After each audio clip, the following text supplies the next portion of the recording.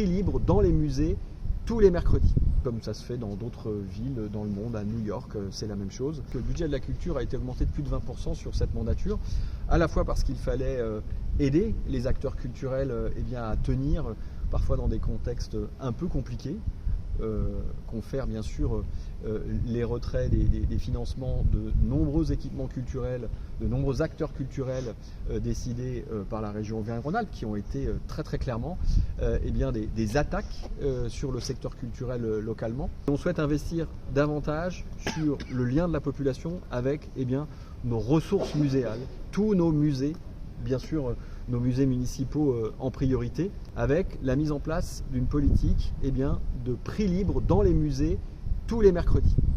Peut-être pour des visites plus courtes, plus ponctuelles, plus imprévues, et puis bien sûr des investissements considérables à venir sur certains de nos grands équipements.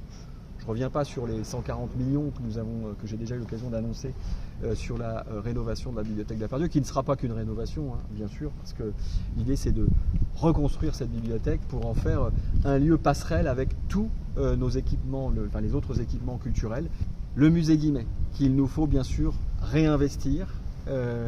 Nous venons de terminer une étude qui nous a permis de mesurer l'effort nécessaire pour pouvoir le remettre en état.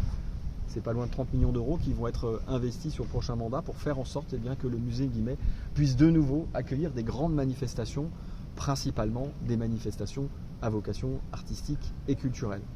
La Halle Tony Garnier aussi, grand lieu aujourd'hui de diffusion artistique, sur laquelle nous allons réinvestir 15 millions d'euros pour rendre l'accueil au sein de la Halle Tony Garnier encore plus agréable et confortable.